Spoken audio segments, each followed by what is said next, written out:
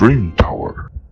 네, 오늘 강의 주제를 한번 보시게 되면은 하는 이제 금리 인상 또 예고를 했습니다. 그거에 맞춰서 이제 금리가 인상이 됨에 따라서 많은 투자자분들이 두려워하거나 무서워하고 있다. 이렇게 이제 보시면 될 것 같은데요. 그래서 투자자분들은 오늘 강의를 잘 듣고 이렇게 한번 해보시면은 투자의 전략을 세웠을 때 큰 수익을 챙겨 가실 수가 있지 않을까라고 생각이 되고 있는데요.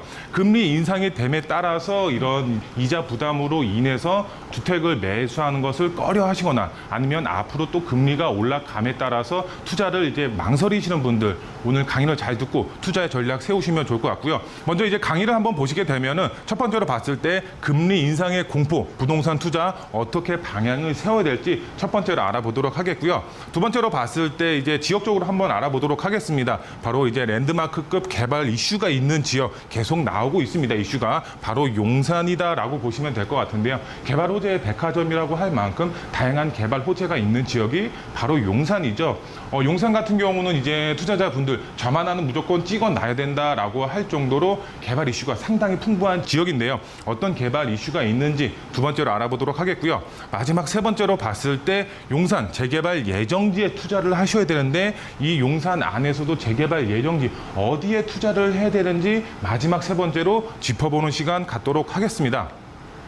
먼저 첫 번째로 금리 인상의 공포, 부동산 투자 어떻게 방향을 세워야 될지 첫 번째로 알아보도록 하겠는데요. 먼저 이제 뉴스 기사 내용을 한번 보도록 하겠습니다. 기준금리 연말까지 2번에서 3번 더 올린다. 물가 안 잡히면 내년에도 점점점 이렇게 나와 있습니다. 우리가 이제 기준금리 자체가 1년에 8번을 올리거나 아니면 내릴 수 있다라고 합니다. 지금까지는 이제 4번에서 5번 정도 금리가 올라가거나 내려가거나 했었습니다. 올해. 그래서 앞으로 한 3번 정도 금리가 올릴 수도 있고 반대로 내릴 수도 있다. 이렇게 보시면 될 것 같은데요. 그래서 올해까지 바로 3번 정도 금리가 인상이 될 것이다. 이렇게 예측이 나오고 있습니다. 기준금리 연말까지 2~3번 더 올린다. 내년에는 내릴 수도 이렇게 나와 있습니다. 기준금리 자체가 지금 2.25%입니다. 여기서 기준금리가 더 올라간다라고 했을 때는 투자자분들 정말 부담스러울 수밖에 없겠죠. 여기 아래 그래프를 한번 보도록 하겠습니다. 우리나라 기준금리 추이 전망 이렇게 나와 있는데요.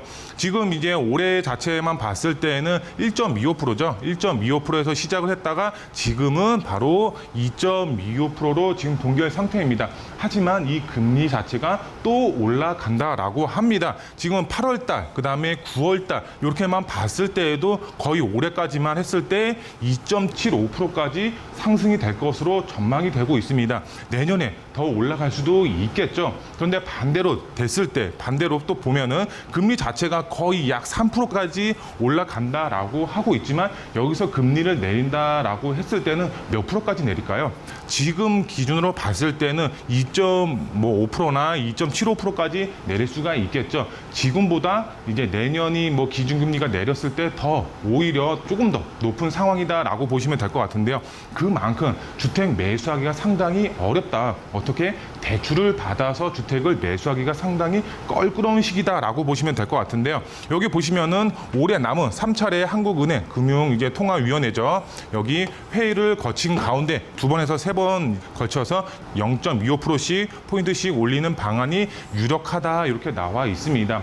올해까지 0.25%씩 계속 상승이 된다라고 했을 때 3번만 올린다라고 했을 때에도 정말 금리 자체가 상당히 높을 수밖에 없다 이렇게 이제 보시면 될 것 같고요.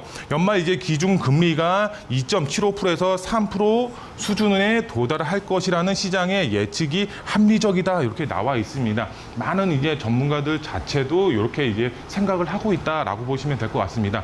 그만큼 금리 자체가 올라감으로써 주택 가격 자체도 굉장히 하향 조정 받을 것으로 보여지고 있습니다. 그렇다면 이 금리 자체가 올라감에 따라서 우리는 투자의 전략 어떻게 세워야 될까요? 금리 인상에 따라서 이자 부담 가중이 될 수밖에 없겠죠. 그만큼 매수 수요 급감할 수밖에 없겠고 아파트 지가는 계속적으로 하락이 될 수밖에 없습니다.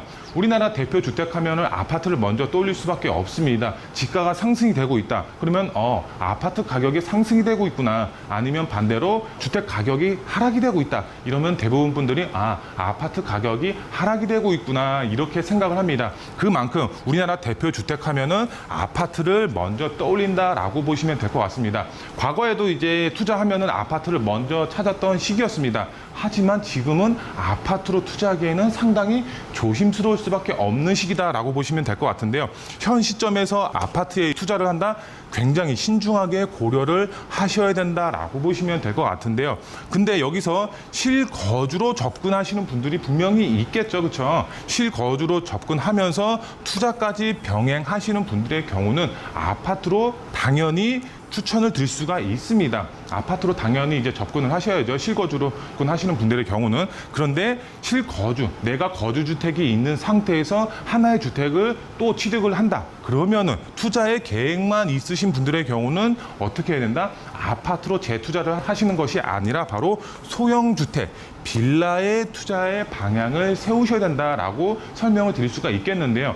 아파트는 조금 규제 정책 영향이 좀 쏠려 있죠. 그리고 이제 취득세, 보유세, 양도세 이런 이제 세금적인 부담이 가중이 될 수밖에 없습니다. 하지만 소형주택의 경우는 아파트 대체 주택으로서 그만큼 지가도 아파트보다는 굉장히 낮게 형성이 되어 있고 공시지가도 굉장히 아파트에 비해서 낮게 형성이 되어 있기 때문에 세금적으로도 부담이 덜하다. 이렇게 이제 보시면 될 것 같은데요. 그리고 이제 정부의 추진 방향, 정책 방향 자체가 주택 공급 활성화 정책에 맞춰져 있죠. 그만큼 재개발 활성화 정책이 앞으로 나올 수밖에 없기 때문에 재개발 예정지에 있는 이런 소형주택, 빌라의 투자의 방향을 세우셔야 된다. 지금 투자의 패러다임이 변하고 있다. 이렇게 이제 보시면 될 것 같은데요. 근데 여기서 왜 빌라에 투자를 했을 때 이제 금리랑 무슨 상관이야 이렇게 말씀하시는 분들이 있겠죠. 금리 인상 전혀 걱정이 없다라고 보시면 될 것 같은데요.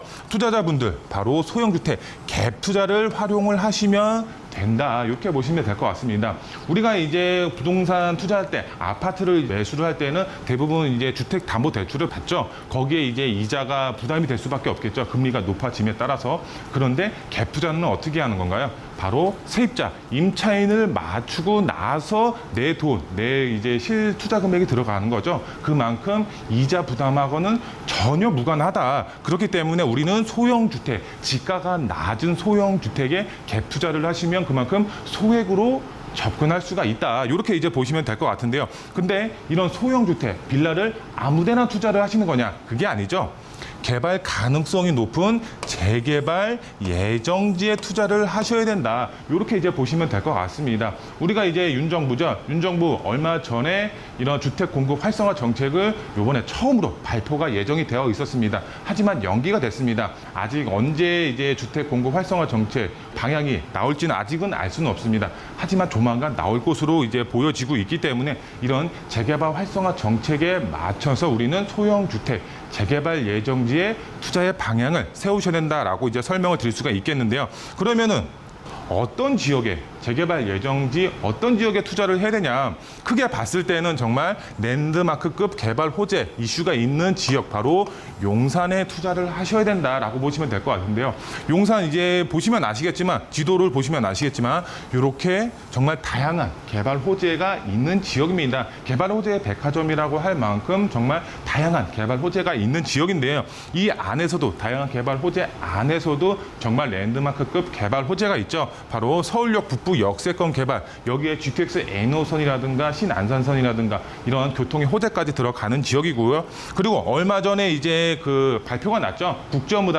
국제업무단지 발표가 나면서 이쪽 국제업무단지 원효로 라인이라든가 아니면 이쪽 라인들 자체의 지가 자체가 크게 상승이 되고 있다 이렇게 보시면 될 것 같고요. 2024년도에 첫 삽을 뜰 것으로 보여지고 있습니다. 그만큼 2024년도 이전에 투자의 방향을 세우셔야 된다. 첫 삽 뜨고 나면은 지가 어떻게 될까요? 큰 폭으로 상승이 될 수밖에 없겠죠. 그 이전에 투자의 방향을 세우시면 좋을 것 같고요.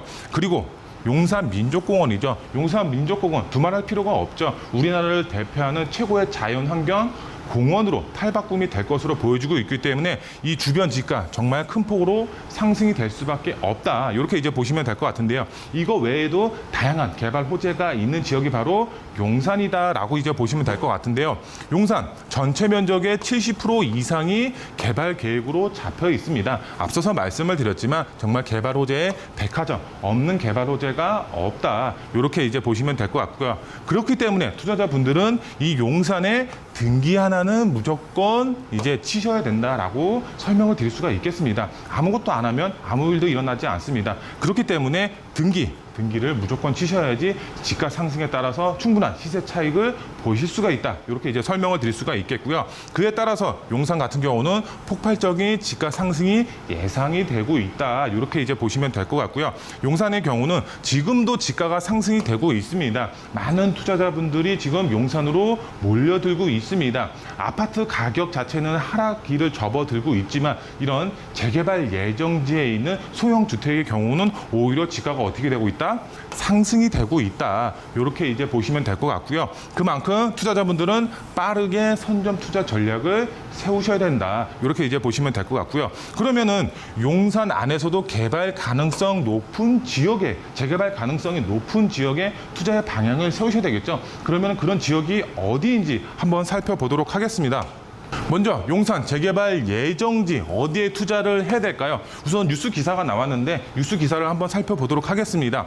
청파동 한남 뉴타운 재개발 신속 추진 주거 교육 변화 이끌 것 이렇게 나와 있습니다. 어느 정도 답이 나와 있죠. 지금 청파동이라고 나와 있습니다. 한남 뉴타운의 경우는 1구역을 제외한 나머지 구역 이제 재개발의 속도를 내고 있습니다. 다들 아시는 것처럼 프리미엄이 너무 높고 이런 매가 자체도 굉장히 높습니다. 쉽게 접근하기가 힘들죠. 그만큼 현금 보유자들이 투자의 방향을 세워야 되는 게 한남 뉴타운이고, 그러면 바로 옆에 있는 바로 청파동의 투자의 방향을 세우셔야 된다라고 이제 보시면 될 것 같은데요. 청파동 이제 여기 아래 지도가 나와 있습니다. 서울역 바로 옆쪽에 이제 청파동이 위치를 하고 있습니다. 청파동 바로 위쪽에 보면은 이제 서계동이 이제 위치를 하고 있는데, 서계동은 원래 도시재생 지역으로 묶여 있었죠. 하지만 오세훈 시장이 도시재생 지역도 재개발이 가능하게끔 신속통합으로 공모 접수가 가능하게끔 만들었죠. 그래서 이 서계동의 경우는 신속통합 공모 접수 지역이다.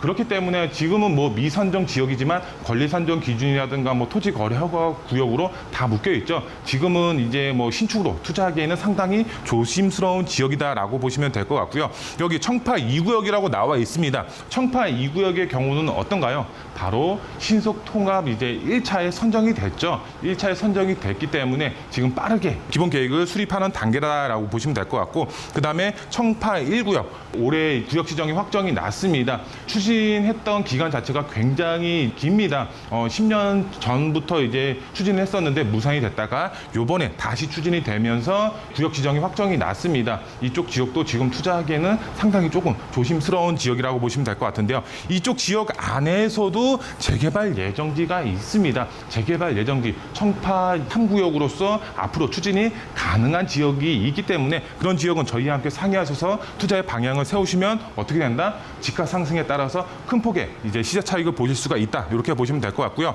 용산 청파동 사업 속도 굉장히 빨라질 수가 있습니다. 재개발 투자 청파동 몇 동에 해야 될까요?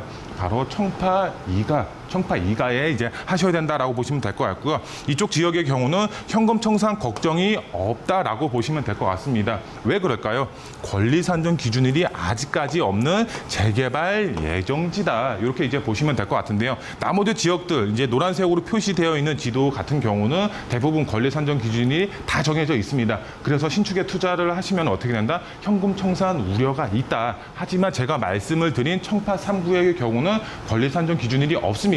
그렇기 때문에 현금 청산 걱정 없이 안전하게 투자의 방향을 세우실 수가 있다. 이렇게 보시면 될 것 같고요. 청파 3구역에 투자를 하셨을 때 어떻게 된다? 높은 시세 차익과 아파트 입주권을 획득 가능하다. 이렇게 이제 보시면 될 것 같습니다. 네, 마지막으로 투자 포인트 3가지로 좀 빠르게 정리를 한번 해드리겠습니다. 금리 인상의 공포, 이자 부담 가중이 될 수밖에 없겠죠. 정말 매수세가 줄어들 수밖에 없는 그 공포다 이렇게 보시면 될 것 같은데요. 하지만 갭 투자죠. 갭 투자는 상관없이 투자의 방향을 세우실 수가 있습니다. 이자 부담 무서워하실 필요가 없습니다. 무서워할 필요가 전혀 없다. 이렇게 이제 보시면 될 것 같고요. 두 번째로 봤을 때 앞서서 이제 말씀을 드렸지만 윤 정부 첫 번째 공급 대책 조만간 나온다라고 보시면 될 것 같습니다. 이 공급 대책이 나오면 어떻게 될까요?